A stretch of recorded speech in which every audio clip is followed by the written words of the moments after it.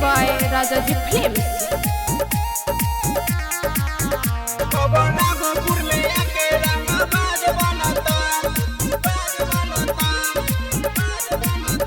केहू आग बनता केहू बाग बनता, केहू आग बनता केहू बाग बनता। कबन राघोपुर में आके रंगबाज बनता, कबन राघोपुर में आके रंगबाज बनता। केहू काल बनता केहू आज बनता। कबन राघोपुर में आके रंगबाज बनता, कबन राघोपुर में आके रंगबाज बनता।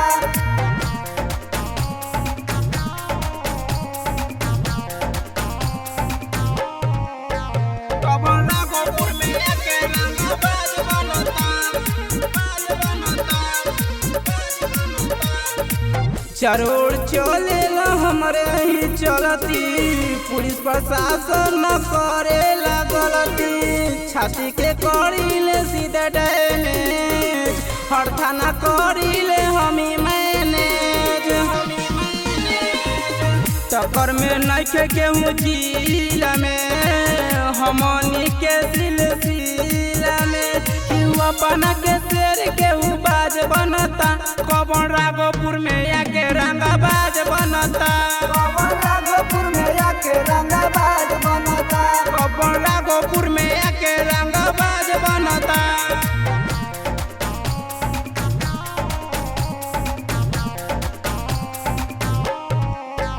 कबन राघोपुर में आके रंगबाज बनता।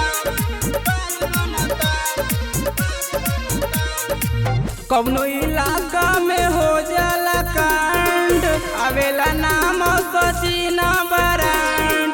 दीपक छोड़ा दिए छाका रे, मार गोली से उड़ा दिए पाका रे। आके लगा लिए पातरे, हिया हो जइबे ना पातरे। केहू ताज बनता उड़नबाज बनता। कबन राघोपुर में आके रंगबाज बनता, कबन राघोपुर में आके रंगबाज बनता। कबन राघोपुर में आके रंगबाज बनता। Rajaji Recording Studio, Paharpur, Raghopur, Vaishali.